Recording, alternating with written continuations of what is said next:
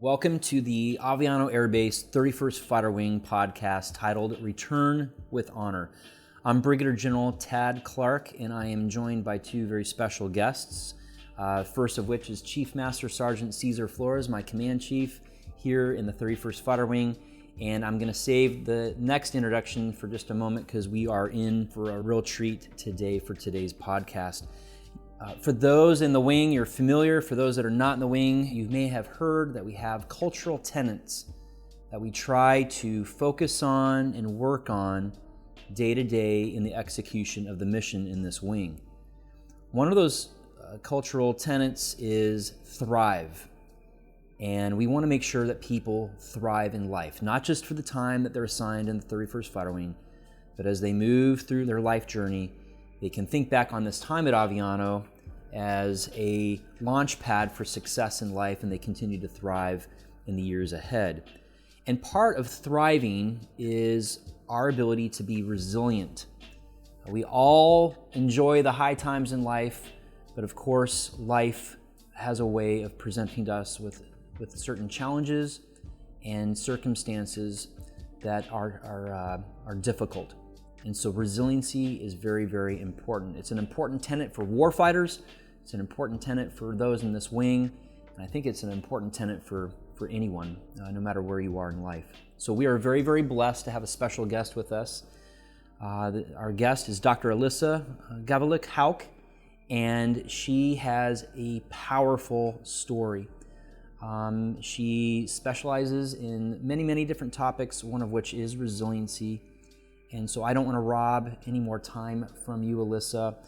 I know the audience is going to be really, really blessed to hear what you have to share. So, Alyssa, you have had some extremely difficult circumstances to face as you've navigated life. Would you be so kind to share your story? I wish that I could offer my expertise just conceptually, but unfortunately, a good portion of the things I've learned about resiliency came when I needed them the most. I was a special operations military spouse for 15 years, and suddenly I became a 33-year-old widow with 6 children when my late husband died in a tragic parachute training accident suddenly. I did the best I could do to navigate that season of my life, but didn't get to stay very long in a place of resilience before I was challenged again with the tragic loss of my youngest of my 6 children in a drowning accident. And it wasn't 6 months later, I experienced the loss of my brother to suicide.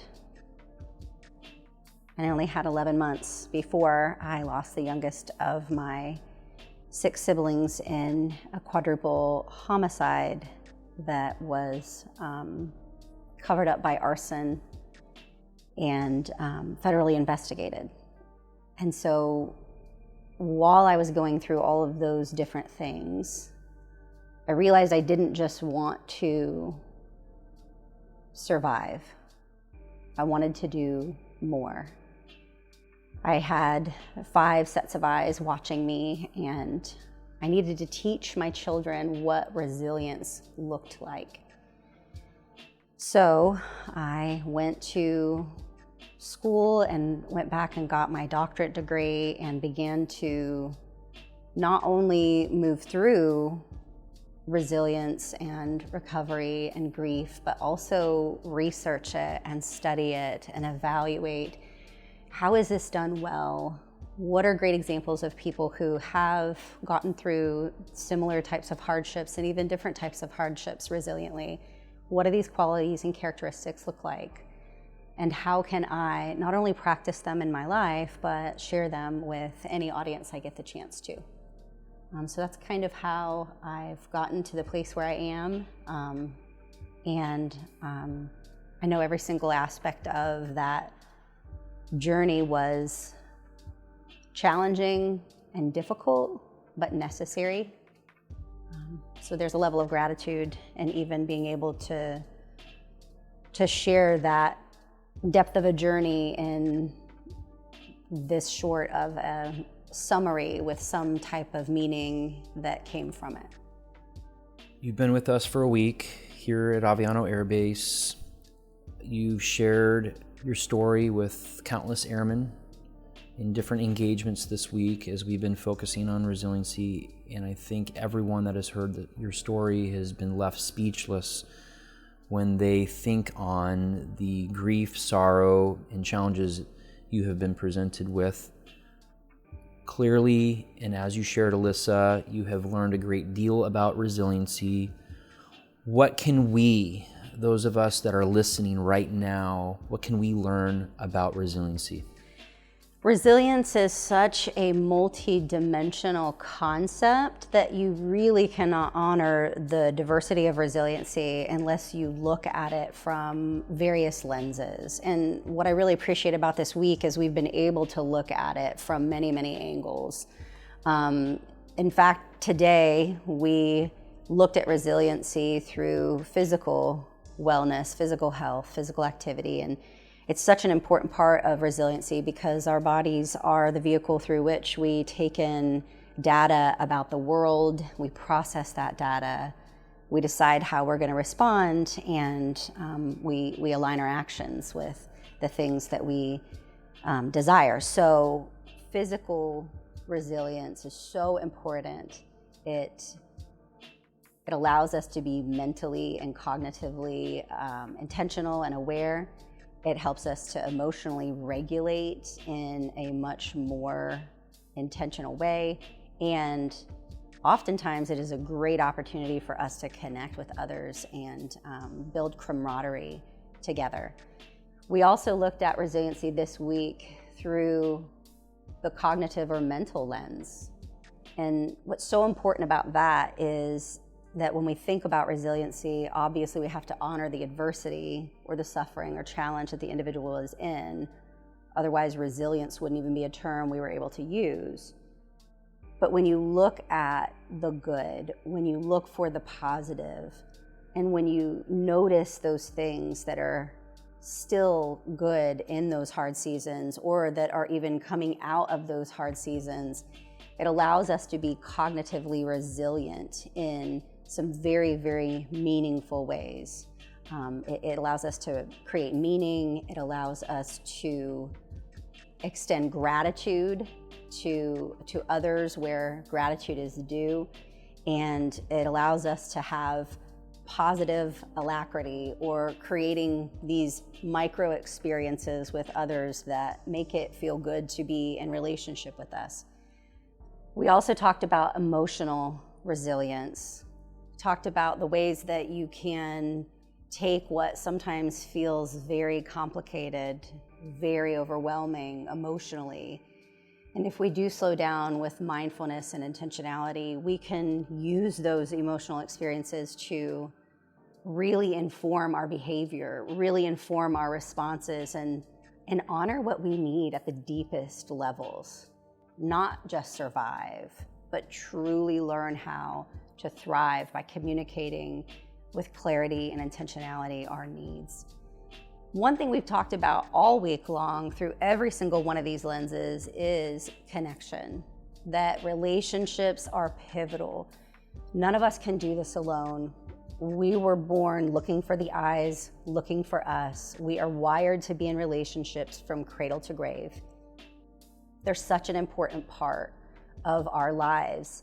And when we are in these unique opportunities and we have these kind of shared experiences, it's actually a huge catalyst for connection. You guys being stationed here in Aviano and sharing in the experience of this season together, it is such a point of connection that I'm grateful that I've gotten to see just all of the ways in which the entire wing contributes to this shared vision and this shared mission that General Clark mentioned before. And when we honor all of these things, it'll help us eventually to thrive, not just be resilient, but thrive. It's been incredible to see you help connect with a lot of our Wyverns here this week. And one of the things that makes us very powerful as an Air Force is being each other's wingman. and helping each other out. Oftentimes we think about resiliency as fighting to get back to a state that we were previously in, where we were comfortable. You have a different take on that based on your studies and experiences on resiliency. Can you please share with us? So resiliency is the starting point. And I know that sounds different maybe than the way that we think about resiliency, but resiliency is recovering to a previous state of functioning. And we're so wired for resiliency that about 80% of the population, even when they're exposed to a post-traumatic stress incident or some kind of grief, is going to recover resiliently. And so I'm really excited about encouraging people to do more than that. There is so many things that we learn and we grow through, and characteristics and qualities that we develop, and friendships that become cultivated, and memories that are made, and ways that we view the world, the meaning that we make about ourselves, about others, about relationships, that then have to be integrated into the individual who is still here on the other side of those kinds of experiences of adversity. And so I think that we need to push for more than just resiliency, but we should push for each individual to become their highest and best self, and to truly thrive in a way that integrates everything that they have experienced to show up as a new, more mature, more grateful, more connected version of themselves. That's a really powerful perspective. Some of the things that you shared really resonate with me, resonate with our airmen in this wing. Your comments about having a positive attitude, having a spirit of gratitude, very, very important. Intentionality, being deliberate, that's so important, and we appreciate the reminder for that. The goodness that comes out of connection, and even when we're out there on the sports fields this morning, seeing all of our airmen getting ready to compete in physical activity, that connection, it's so healthy.